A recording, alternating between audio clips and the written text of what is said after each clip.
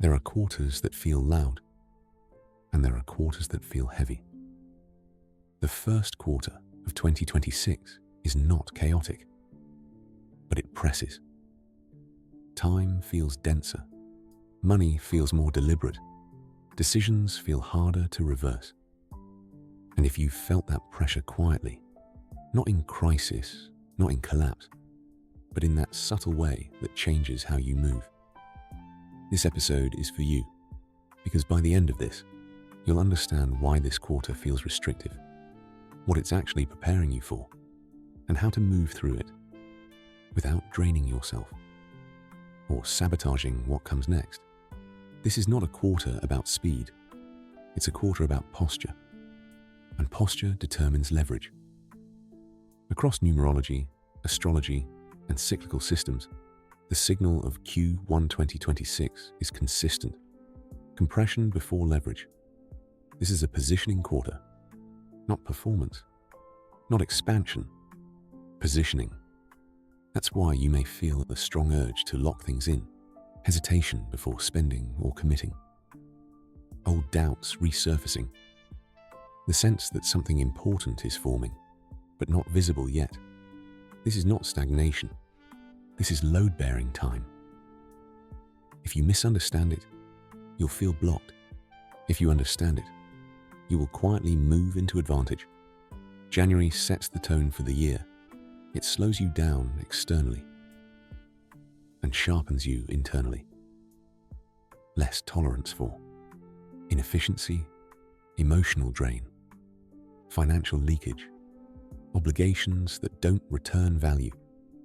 January isn't asking, what can I start? It's asking, what must I commit to? And what must I stop carrying? Anything you tolerate here becomes harder to remove later. February adds pressure, not chaos. Pressure. Plans feel heavier. Money feels tighter, even if nothing is technically wrong. Emotional reactions surface without warning. This is not a failure month. This is a diagnostic month. If something strains here, it would have cracked later. February asks one clean question. Is this strong enough to carry you forward? March is subtle, but decisive. By now, you stop arguing with the signal. You know what stays. You know what goes. Nothing explodes, but something locks into place. This is where your future posture is chosen. Here's the part people don't say out loud. The pressure in Q1 doesn't always show up as disaster. Often it shows up as internal negotiation. You're still earning. The account isn't empty, but it feels like you're pushing uphill while pretending everything is fine. And the inner dialogue sounds like, why can't I stay consistent? Why does it feel harder for me than everyone else? I'm doing the right things, so why doesn't it feel like it's working? Underneath that is the quiet fear nobody posts.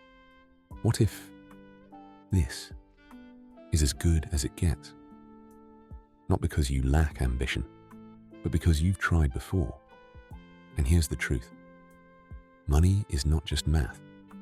Money is memory. Money is safety.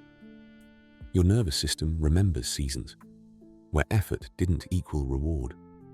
So when a new cycle begins, your body doesn't trust clean beginnings. It looks for the catch. That's why this quarter feels like a narrow gate, not an open road. You don't pass through with motivation. You pass through with truth. Q1 2026 carries a clear money signature. Conservation before expansion. This is not the quarter to chase hype, force growth, spend to soothe, or overextend to prove something. It is the quarter to reduce friction, expose leaks, refine structure, and rebuild your internal pricing compass. If money feels heavier, it's not punishment. It's value being remeasured. This quarter exposes where you've been undercharging, where exhaustion has been managing your spending, where structure would create relief, not restriction. Those who respect this weight enter Q2 and Q3 with leverage. Those who fight it enter the year tired and withdrawn. Relationships aren't dramatic this quarter. They're revealing. Less patience for ambiguity, stronger reactions to inconsistency, a need for emotional honesty. This quarter asks, does this connection add stability or noise? The relationships that survive this quarter become anchors later in the year. To move with this quarter, choose fewer things and choose them well. Delay impulsive decisions. Strengthen what already exists. Protect your energy. And do one quiet, almost boring thing. Create one structural boundary that protects you from fatigue-driven decisions. Structure is not restriction. Structure is relief. And treat patience as a financial strategy, not a personality flaw. By the end of March, many people will say, I don't know what changed, but I feel different. That's the signal working. You stop asking money to soothe fear and start letting choices soothe fear. You become someone who can actually hold what's coming, because momentum doesn't begin when things move fast. It begins when everything lines up. This is the prophecy pulse, and the wheel is turning. If this helped you understand the pressure you've been carrying, subscribe